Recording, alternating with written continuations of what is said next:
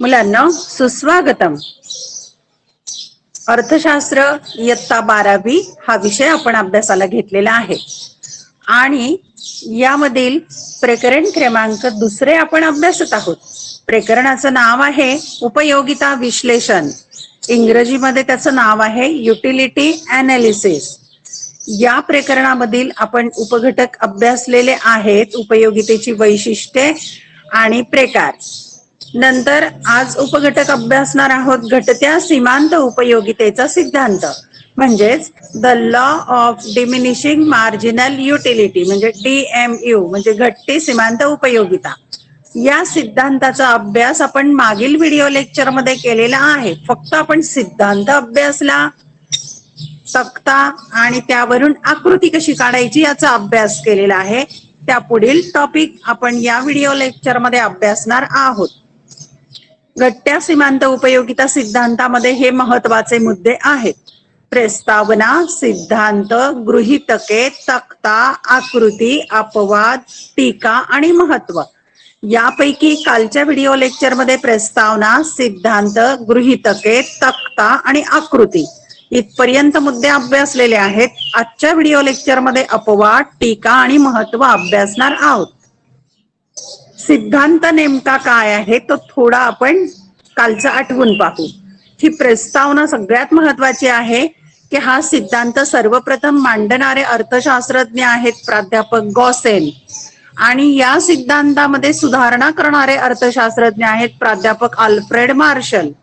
1890 साली त्यांनी ग्रंथ लिहिलेला आहे अर्थशास्त्राची मूलतत्वे, आणि या ग्रंथात त्यांनी हा घटत्या सीमांत उपयोगितेचा सिद्धांत मांडला. त्या सिद्धांताचं विधान किंवा नियम त्यांच्याच भाषेमध्ये लिहायचा आहे, अवतरण चिन्हामध्ये. प्राध्यापक अल्फ्रेड मार्शल यांच्या मते इतर परिस्थिती स्थिर असताना, हे गृहीतक आहे हा, इतर परिस्थिती स्थिर असताना व्यक्तीजवळ आधीपासून असलेल्या एखाद्या वस्तूच्या साठ्यात वाढ होत गेल्यास त्यापासून मिळणारे अतिरिक्त समाधान कमी कमी होत जाते. हा सिद्धांत किंवा नियम तुम्ही पाठ करायचा आहे.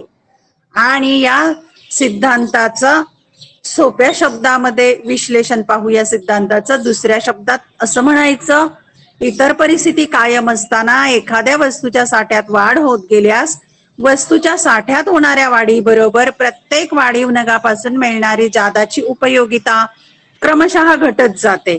म्हणजेच थोडक्यात एखादी वस्तू अधिक प्रमाणात घेतली असेल तर वस्तू अधिकाधिक प्रमाणात घेण्याची इच्छा कमी कमी होत जाते.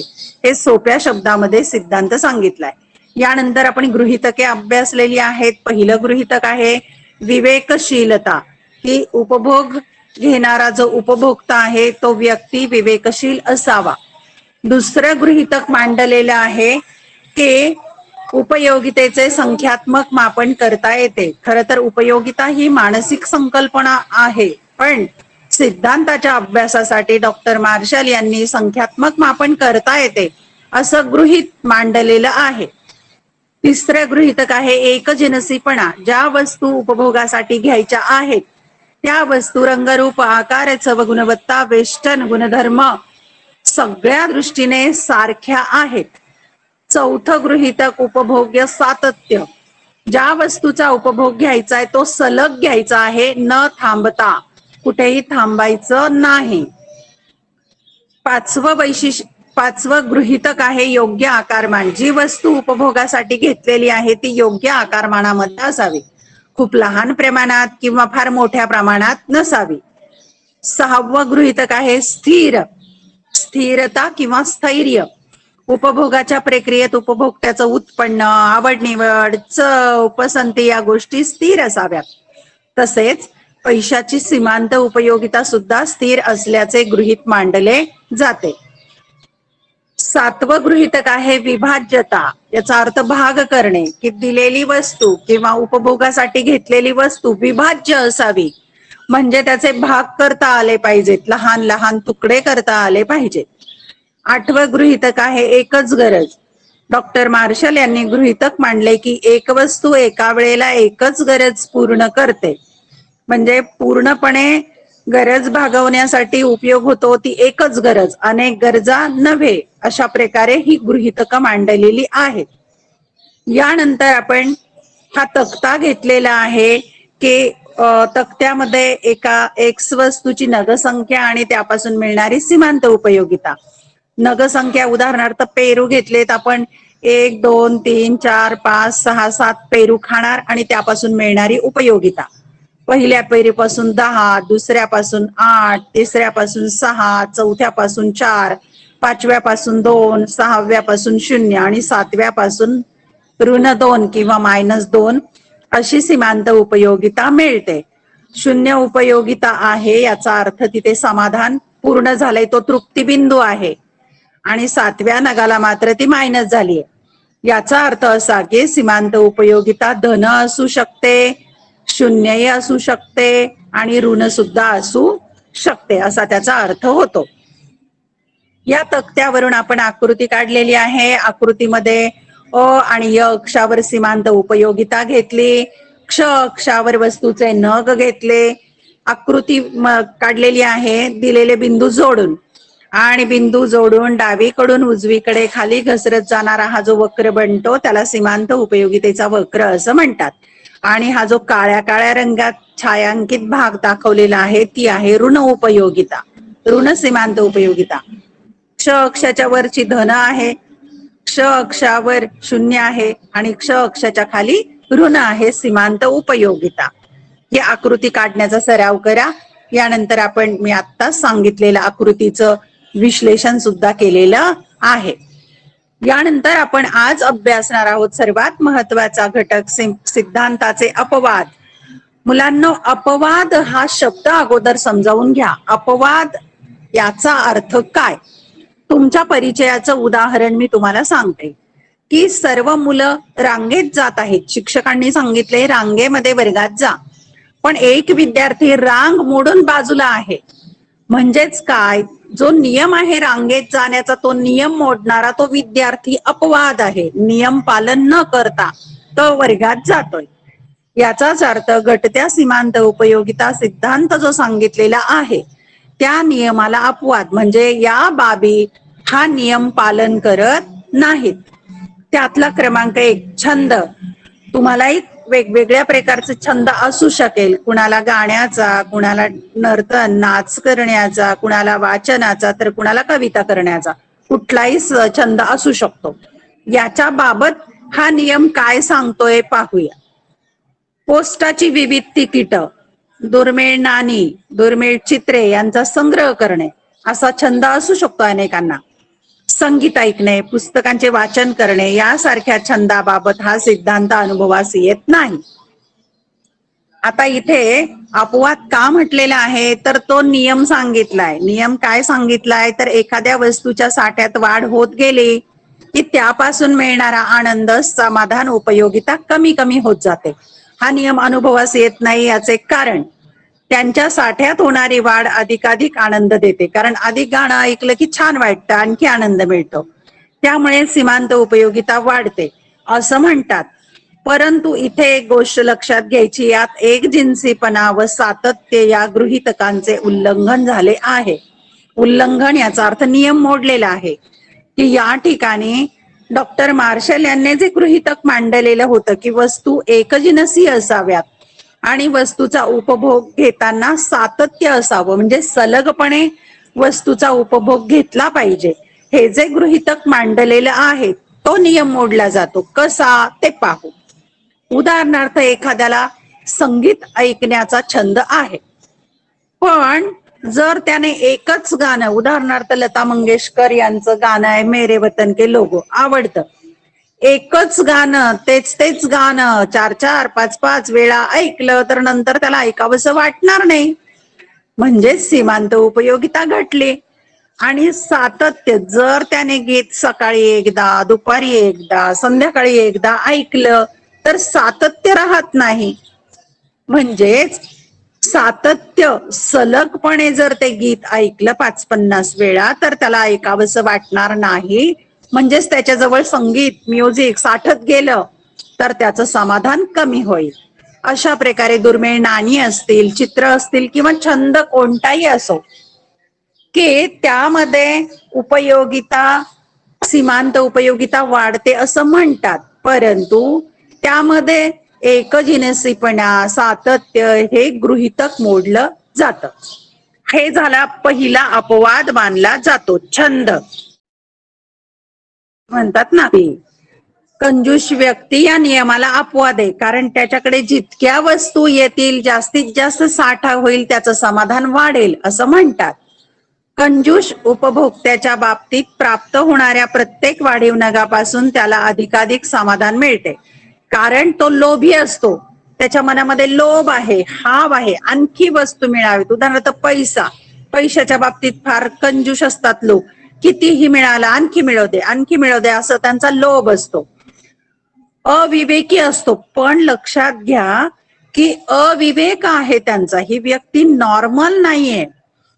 त्यामुळे पैशाच्या साठ्यात होणाऱ्या वाढीबरोबर पैशाची सीमांत उपयोगिता कंजूष व्यक्तीची वाढते असं म्हणतात. परंतु यात विवेकशीलता या गृहीतकाचे उल्लंघन झालेले आहे. परंतु डॉक्टर मार्शल यांनी उपभोक्ता विवेकशील असावा हे गृहीतक मांडलेलं आहे अगोदरच.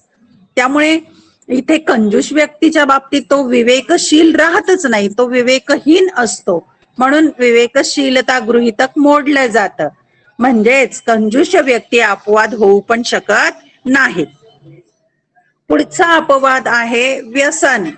व्यसन कोणत्याही प्रकारचं व्यसन असेल ते. व्यसनी व्यक्तीच्या बाबतीत असे आढळून येते की मद्याच्या प्रत्येक वाढीव नगाच्या उपभोगाबरोबर त्याच्या नशेची पातळी वाढत जाते. दारू पिणारा व्यक्ती आणखी पितो, आणखी पितो, त्याला आणखी नशा चढते, म्हणजे त्याची उपयोगिता वाढते असं आपल्याला वाटतं, उपयोगिता वाढते. पण म्हणजे मद्यपी व्यक्तीची सीमांत उपयोगिता वाढल्यासारखे वाटते. खरे तर हा आभास असतो, कारण तो भास आहे. ही स्थिती जवळजवळ सर्वच व्यसनांच्या बाबतीत लागू होते. मग चहा पिण्याचं व्यसन असेल तर अशी लागू होते. मात्र इथे पण विवेकशीलता या गृहीतकाचे उल्लंघन झालेलं आहे, कारण मद्य घेतलाय, त्याची मानसिक स्थिती स्थिरच राहिली नाही, त्याचा विवेक नष्ट झालाय. म्हणजे हा सुद्धा अपवाद होऊ शकत नाही, व्यसनी व्यक्तींच्या बाबतही नव्हे. चौथा अपवाद आहे सत्ता. सत्ता मिळणं, आमदार होणं, मंत्री होणं, खासदार होणं, कुठलं पद मिळणं, अशा अर्थाने सत्ता. व्यक्तीला जसजशी सत्ता प्राप्त होते तसतशी सत्तेची लालसा वाढत जाते. की ग्रामपंचायत सदस्य झालाय, मग सरपंच व्हायचंय, मग आमदार व्हायचंय, मग वगैरे केंद्रीय मंत्री व्हायचंय. अशा प्रकारे त्याची सत्तेची हाव, लालसा वाढत जाते. ती जास्तीत जास्त सत्ता मिळवण्याचा प्रयत्न करते. परंतु इथे पण विवेकशीलता या गृहीतकाचे उल्लंघन झालेले आहे, कारण तो मानसिक दृष्ट्या स्थिर राहिलेला नसतो. म्हणून सत्तेच्या बाबतही सीमांत उपयोगिता सिद्धांत लागू होतो, अपवाद मानता येणार नाही. पाचवा अपवाद आहे पैसा. पैशाची सीमांत उपयोगिता कधीही शून्य होत नाही असे म्हटले जाते. म्हणजे पैसा कुणाला नको आहे, जितका अधिकाधिक मिळेल तितका हवाच आहे. म्हणजे पैशापासून काहीच समाधान झालं नाही, आनंद झाला नाही असं होऊच शकत नाही. म्हणजे पैशाची सीमांत उपयोगिता कधीही शून्य होणार नाही. पैशाच्या साठ्याच्या वाढीबरोबर सीमांत उपयोगिता वाढत जाते, कारण विविध गरजा भागवितांना अनेक वस्तू व सेवांची खरेदी करण्यासाठी विनिमय माध्यम म्हणून पैसा वापरला जातो. व्यक्तीला जीवन जगताना अनेक वस्तू आणि सेवा खरेदी कराव्या लागतात त्या पैशाच्या सहाय्याने. मग पैशाच्या सहाय्याने वस्तू आणि सेवा खरेदी करून तो आनंदी होऊ शकतो, त्याला समाधान जास्त मिळू शकतो. मात्र काही अर्थतज्ञांच्या मते हा सिद्धांत पैशाला लागू होतो. म्हणजे पैशाला सुद्धा हा सिद्धांत लागू होतो. त्याचं उदाहरण दिलंय, श्रीमंत व्यक्तीपेक्षा गरीब व्यक्तीला पैशाची सीमांत उपयोगिता जास्त जाणवते. श्रीमंताला पैशाची काही व्हॅल्यू राहत नाही, महत्व राहत नाही. काल उदाहरण दिलं होतं, एखाद्या श्रीमंत व्यक्तीचा पाकिट गर्दीमध्ये हरवलं तर तो शोधत बसणार नाही किंवा पोलीस स्टेशनमध्ये तक्रार द्यायला जायला त्याला वेळ नाही. गरीब व्यक्तीचा 5 रुपयाचा ठोकळा मातीत पडला तर त्या ठिकाणी तो 4 वेळा शोधायला जाईल. म्हणजे गरीब व्यक्तीला पैशाची सीमांत उपयोगिता जास्त जाणवते. हा सुद्धा अपवाद होऊ शकत नाही. अर्थात सर्वात महत्वाची बाब, वरील सर्व बाबी सिद्धांताचे अपवाद मानले जातात, पण त्यात कोणत्या ना कोणत्या गृहीतकाचे उल्लंघन होत असल्यामुळे घटत्या सीमांत उपयोगितेचे अपवाद खरे अपवाद नसून केवळ भासमान असतात. हा मुद्दा अतिशय महत्वाचा. इथे 4 गुणांचा प्रश्न येऊ शकतो की घटत्या सीमांत उपयोगिता सिद्धांताला अपवाद नाहीत. सहमत आहात किंवा नाही ते सकारण स्पष्ट करा. आणि मग तुम्ही हे लिहायचं आहे आणि शेवटी लिहायचं की सीमांत उपयोगिता सिद्धांताचे अपवाद खरे नसून केवळ भासमान असतात याशी सहमत आहोत. अतिशय महत्वाचं आहे. आता जे आपण अपवाद अभ्यासले ते खरे अपवाद नाहीत, तर ते केवळ भासम आहेत. आभास आहे तो भासमान अपवाद आहेत. हे लक्षात ठेवायचं. हे परीक्षेला येणार आहे. प्रश्न येऊ शकतो घटत्या सीमांत उपयोगितेचा सिद्धांत आकृतीसह स्पष्ट करून अपवाद स्पष्ट करा, असा जोड प्रश्न येऊ शकतो 8 गुणांच्या साठी. म्हणजे दीर्घोत्तरी प्रश्न म्हणून हा सिद्धांत तुम्ही अभ्यास करायचा आहे. यानंतर पाहूया या सिद्धांतावरील टीका. टीका करणारे. टीका करणे याचा अर्थ त्या सिद्धांतामधील उणिवा, त्यातले दोष दाखवणे अशा अर्थाने. पुढील मर्यादांच्या आधारे सिद्धांताचे टीकात्मक परीक्षण केलेले आहे. जसं एखाद्या चित्रपटाचं परीक्षण करतात टीकात्मक, त्यात काय चांगलं वाईट आहे किंवा वाईट आहे, त्याप्रमाणे इथे या सिद्धांताचे टीकात्मक परीक्षण केलेलं आहे. काही अर्थशास्त्रज्ञांनी यावर टीका केलेली आहे. टीका केलेली क्रमांक 1, अवास्तव गृहीतके. अवास्तव म्हणजे खोटी, असत्य गृहीतक मांडलेली आहेत असं काही अर्थशास्त्रज्ञ म्हणतात. घटत्या सीमांत उपयोगितेचा सिद्धांत एकजिन्सीपणा, सातत्य, स्थिरता, विवेकशीलता इत्यादी विविध गृहीतकांवर आधारित आहे. आपण गृहीतक अभ्यासलेले आहेत. ह्या गृहीतकांवर हा सिद्धांत अभ्यास मांडलेला आहे. परंतु प्रत्यक्षात या सर्व अटी एकाच वेळी पूर्ण होऊ शकत नाहीत. या सगळ्या अटी एका वेळेला पूर्ण होणं शक्य नाहीये. उदाहरणार्थ एकजिन्सीपणाचं आपण घेतलं तर सगळे पेरू खायला घेतलेले आहेत. ते पेरू सगळ्याच प्रमाणात चव सारखी असेल का? तर नाही. सगळ्यात प्रमाणात आकार सारखा असेल का? नाही. त्याची जातही वेगळी असू शकते. विवेकशीलताही प्रत्येकाची वेगळी. म्हणजे या सगळ्या अटी एकाच वेळेला पूर्ण होऊ शकत नाहीत. म्हणून अवास्तव गृहीतके अशी टीका केली जाते. पुढची टीका आहे संख्यात्मक मापन, की डॉक्टर मार्शल यांनी उपयोगितेचे संख्यात्मक मापन करता येते हे गृहीतक मांडलेलं आहे. उपयोगिता संख्येत मोजता येते, तिची बेरीज व तुलना करता येते आणि कोष्टकाद्वारे सादर करता येते असं आपण या सिद्धांतात अभ्यासले. पण प्रत्यक्षात उपयोगितेचे संख्यात्मक मापन करणे अशक्य असते, कारण उपयोगिता ही मानसशास्त्रीय संकल्पना आहे. मनाची संकल्पना आहे. ही मनाला होणारा आनंद समाधान मोजणार कसा? पण सिद्धांतामध्ये डॉक्टर मार्शल यांनी संख्येमध्ये तो मोजलेला आहे अशी पण टीका करण्यात येते. पुढची टीका आहे अविभाज्य वस्तू. अविभाज्य म्हणजे ज्याचे तुकडे करता येत नाहीत अशा वस्तूंच्या बाबत. हा सिद्धांत गाडी, रेफ्रिजरेटर, दूरदर्शन संच यासारख्या अविभाज्य व अवजड वस्तूंसाठी लागू पडत नाही असं टीका करणारे अर्थशास्त्रज्ञ म्हणतात. म्हणजे गाडीचे तुकडे करून वापरत नाही आपण. फ्रीज अखंड वापरतो, तुकडे करून वापरत नाही, किंवा एक फ्रीज वापरला दुसरा फ्रीज वापरला असंही होत नाही.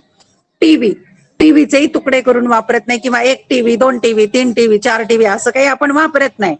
आणि शिवाय या वस्तू अविभाज्य, तुकडे करता येत नाहीत आणि अवजड आहेत, खूप मोठ्या आहेत, टिकाऊ आहेत, म्हणून त्यांच्या बाबत हा सिद्धांत अनुभवास येत नाही असं म्हणतात. कारण साधारणपणे या वस्तूंची खरेदी एका वेळी एकाच वस्तूची खरेदी केली जाते. आपण एका वेळी एकच टीव्ही खरेदी करतो का 2 करतो, 4 करतो? नाही. अशा वस्तूच्या सीमांत उपयोगितेची तुलना करणे अशक्य आहे.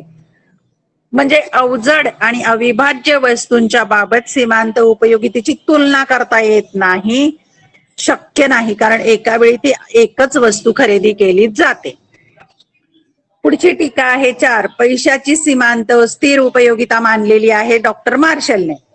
सिद्धांत गृहीत धरतो की पैशाच्या प्रत्येक एककाची सीमांत उपयोगिता स्थिर असते. म्हणजे पैशाची सीमांत उपयोगिता स्थिर आहे असं मांडलंय, परंतु प्रत्यक्षात तसं नसतं. पण टीकाकारांच्या मते पैशाची सीमांत उपयोगिता व्यक्तिपरत्वे बदलते. व्यक्ती व्यक्तीनुसार पैशाची सीमांत उपयोगिता बदलते. गरिबाला जास्त वाटते, श्रीमंताला कमी वाटते. तसेच किमतीतील बदल, पैशाचा साठा यामुळे देखील सीमांत उपयोगिता प्रभावित होते. म्हणून पैशाची स्थिर सीमांत उपयोगिता जी मार्शलने मांडलेली आहे त्यावरही टीका केली जाते. पाचवी टीका आहे एकच गरज. हा सिद्धांत विशिष्ट वेळी एकच गरज पूर्ण करून मिळणाऱ्या समाधानापुरता मर्यादित आहे.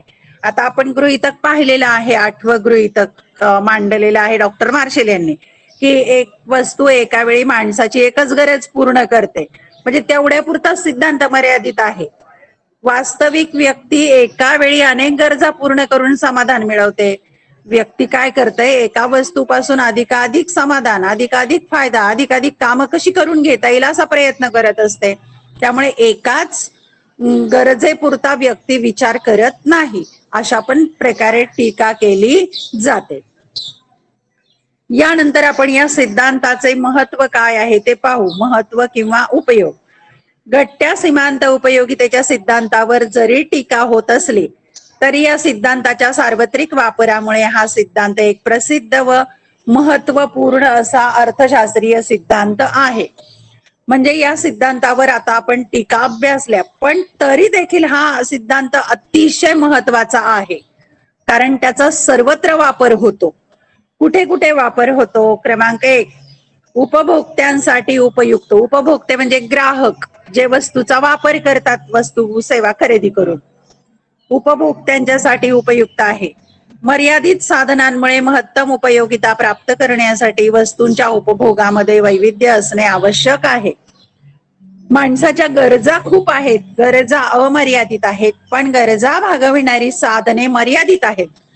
त्या मर्यादित साधनांच्या सहाय्याने महत्तम समाधान, महत्तम उपयोगिता प्राप्त करण्यासाठी वस्तूंच्या उपभोगामध्ये वैविध्य असणं आवश्यक आहे.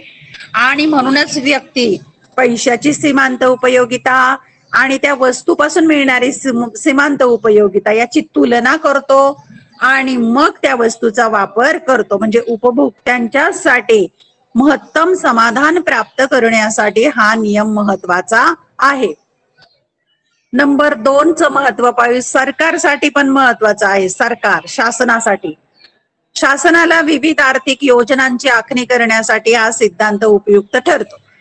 तुम्हाला माहिती आहे, सरकार समाजाच्या कल्याणासाठी, जनतेच्या कल्याणासाठी काम करते. मग असं काम करायचं की समाजाचं जास्तीत जास्त कल्याण होईल अशा प्रकारच्या योजना राबवायच्या, धोरणं राबवायची.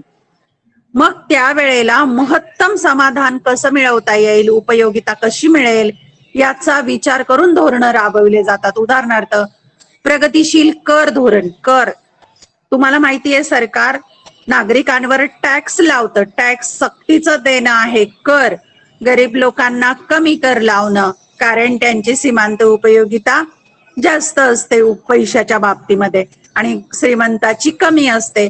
तिथे कर लावताना गरिबांना कमी कर लावायचा, श्रीमंतांना जास्त कर लावायचा. या ठिकाणी सीमांत उपयोगिता विचारात घेतली जाते. किंमत धोरण ठरवताना, व्यापाराचे धोरण ठरवताना सरकारला घटत्या सीमांत उपयोगिता सिद्धांताचा उपयोग होतो. पुढचा उपयोग होतोय क्रमांक आहे 3, मूल्य विरोधाभास. हा जो मुद्दा आहे मूल्य विरोधाभास, इयत्ता 11वी मध्ये आपण याचा थोडासा उल्लेख केलेला आहे. मूल्य म्हणजे किंमत, त्याचा विरोधाभास म्हणजे पॅराडॉक्स म्हणायचा त्याला.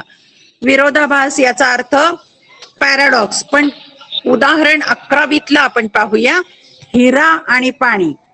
हिऱ्याच्या बाबत काय आहे, त्याची किंमत जास्त आहे, म्हणजे विनिमय मूल्य जास्त आहे, पण आपल्या जगण्याच्या दृष्टीने त्याचं महत्व शून्य आहे, म्हणजे उपयोगिता मूल्य नाहीये त्याला. पण पाण्याच्या दृष्टीने विनिमय मूल्य कमी आहे किंवा नाहीये. पाण्याची बॉटल विकत घेतो हा भाग सोडता, पाणी फुकट आहे, पाण्याला विनिमय मूल्य नाहीये, पण उपयोगिता मूल्य प्रचंड आहे. हा झाला मूल्याचा विरोधाभास. वस्तूला 2 प्रकारचं मूल्य, एक विनिमयाचं मूल्य म्हणजे खरेदी विक्रीचं, आणि दुसरं उपयोगितेचं मूल्य, की वस्तूमध्ये असणारी मानवाची गरज भागवण्याची क्षमता. हे 2 प्रकारचं झालं.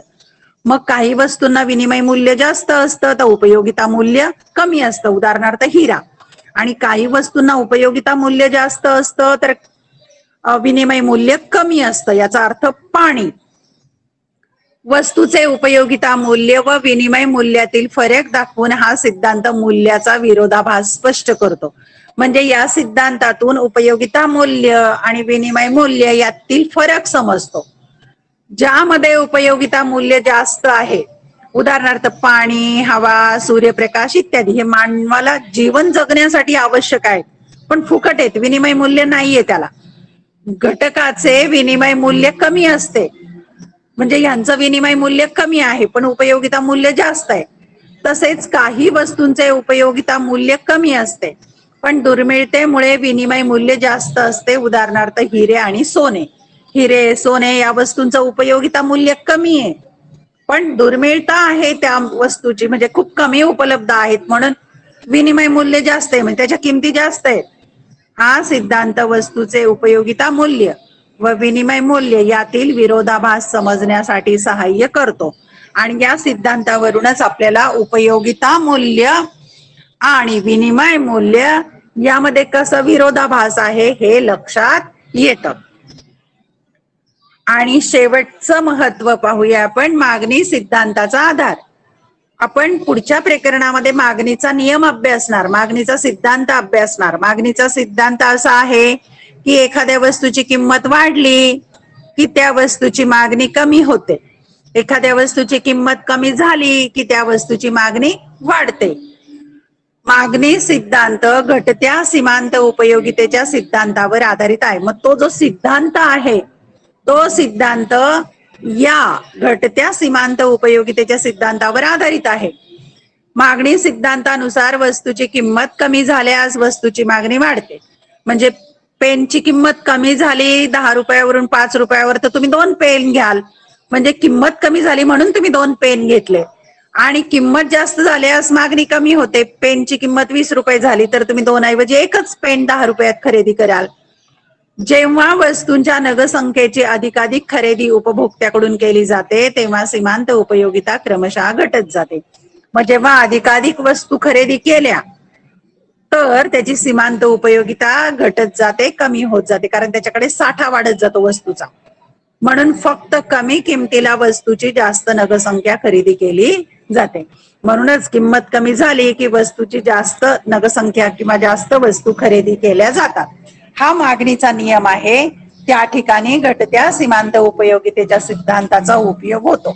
म्हणून असं म्हणतात की मागणीच्या सिद्धांताचा हा आधार आहे. अशा प्रकारे आपण 4 मुद्द्यांच्या